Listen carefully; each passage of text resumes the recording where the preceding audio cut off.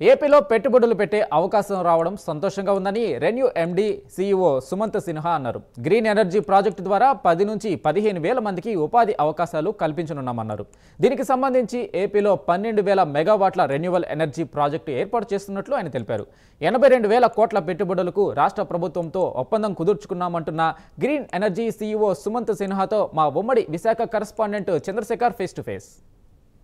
CII partnership summit నేపథ్యంలో విశాఖ వైపు పెట్టుబడులంతా కూడా తొంగి చూస్తున్నటువంటి పరిస్థితి కనిపిస్తుంది. రేపు ఎల్లుండి 2 రోజుల పాటు జరగబోయేటటువంటి ఏదైతే పార్ట్నర్షిప్ సమ్మిట్ ఉందో సమ్మిట్కి సంబంధించి పెద్ద ఎత్తున కూడా ఇటు ఐటీ సంస్థలతో పాటు మరోవైపు చూసుకుంటే పెద్ద ఎత్తున మిగతా సంస్థలన్నీ కూడా క్యూ కడుతున్నటువంటి పరిస్థితి అయితే ఉంది. ప్రస్తుతం మనతో పాటు ఉన్నటువంటి గ్రీన్ ఎనర్జీకి సంబంధించినటువంటి సంస్థ సీఈఓ ఉన్నారు. వారిని అడిగి వారి మాటల్లో మరిన్ని విషయాలు అయితే తెలుసుకునేటటువంటి ప్రయత్నం చేద్దాం. సార్ ఎంఓయూ हो गया कि नहीं? हाँ हो गया. We've signed it 1 hour ago. कितना क्रॉस कर? It's for 82,000 crores. Yes. Sir इसका चक्कर इसका ग्रीन एनर्जी में क्या क्या इसमें यहाँ बना सकता है, लेकिन कितना टाइम लगेगा वहाँ?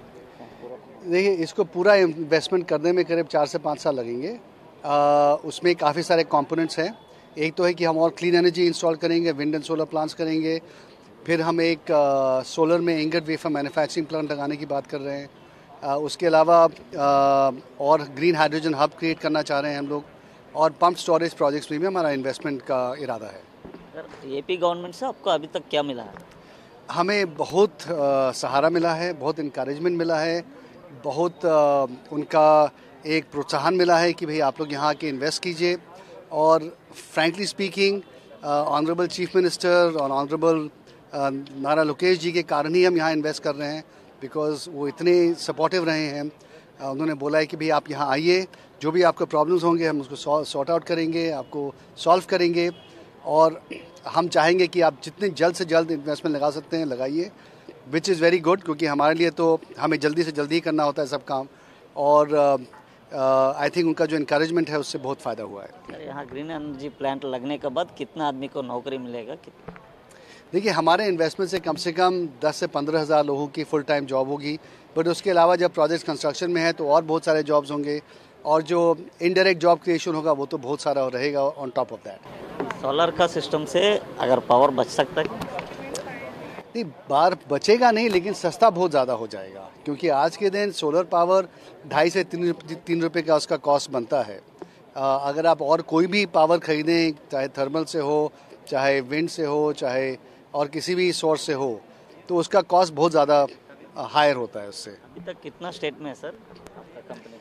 हमारा आज के दिन करीब 800 मेगावाट ऑलरेडी इंस्टॉल्ड कैपेसिटी है स्टेट के अंदर. इसमें ज़्यादातर विंड है, थोड़ा सोलर कम है. लेकिन अभी हम ऑलरेडी एक प्रोजेक्ट कर रहे हैं अनंतपुर में, जिसमें टोटल कैपेसिटी हमें करीब 5,000 मेगावाट के आसपास लगानी है.